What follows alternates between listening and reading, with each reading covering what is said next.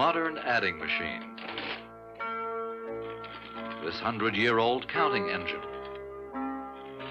And this machine from a modern office are all counting tools. We call these machines computers. How do computers work? And how do they help us in our everyday lives?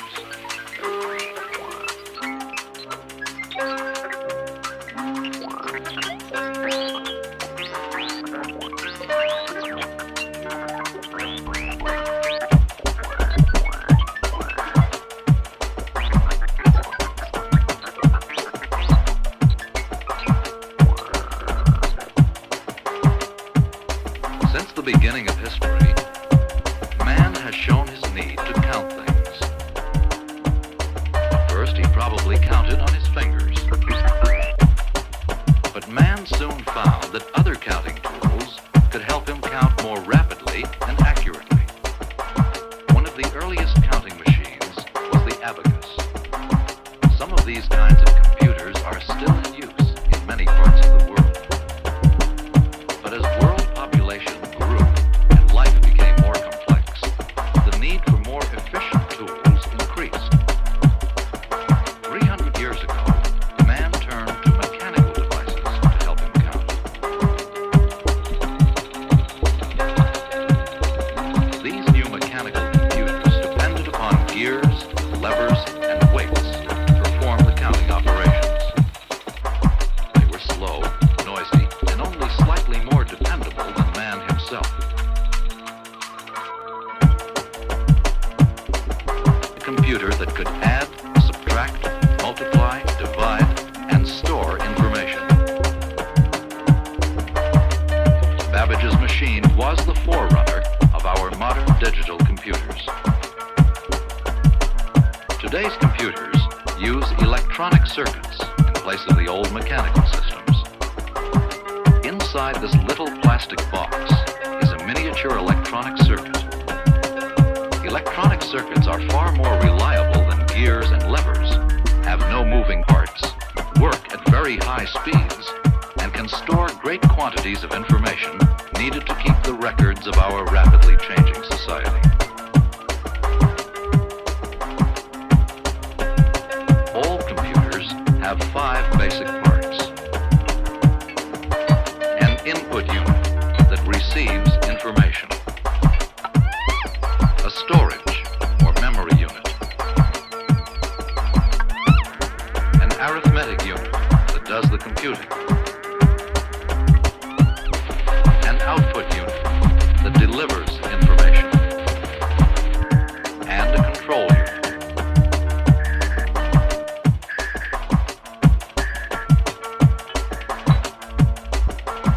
Computers need 2 kinds of input.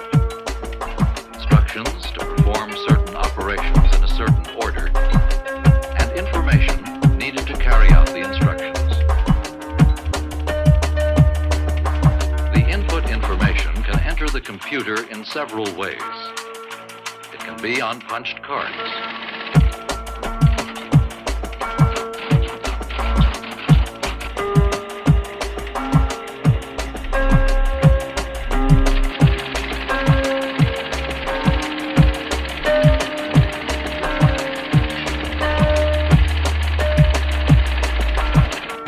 Or the input can be on magnetic tapes,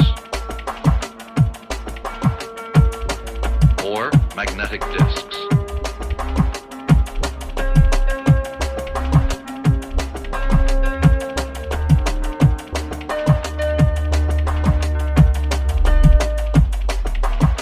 Information can also be given directly to the computer by typewriter, or by drawing diagrams with a special pen. The computer converts information from all of these inputs into a form with which it can work. Electrical pulses.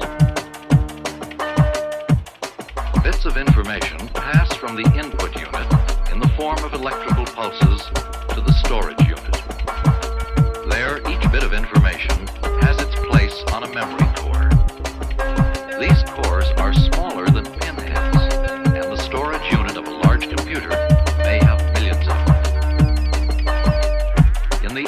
arithmetic unit, computations are carried out. Computers can perform all the counting operations: addition, subtraction, multiplication, division, and comparison of numbers. These lights tell us that computations are being done in the arithmetic unit. Information is brought from the storage unit, arithmetic operations performed, and the results are then returned to storage.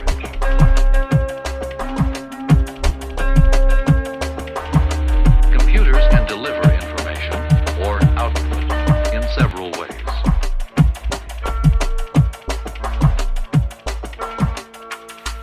This high-speed printer changes the computer's calculations in electrical pulses back into a form which we can read.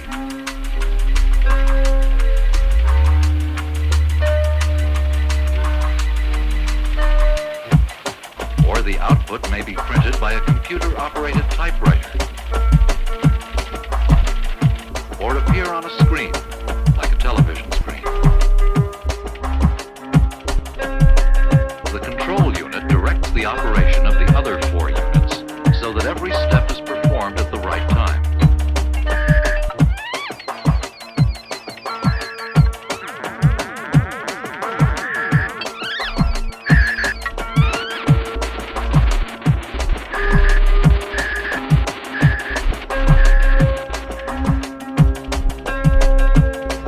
We usually count with a system based on 10. But because computers are electronic, they use a system based on the 2 electrical conditions: on and off. We call this a binary number system. We can demonstrate this system by switching lights on and off. Here the lights are counting from 1 to 15. With enough lights, any number could be shown. Computers work so fast, they can handle inputs from many different people at the same time.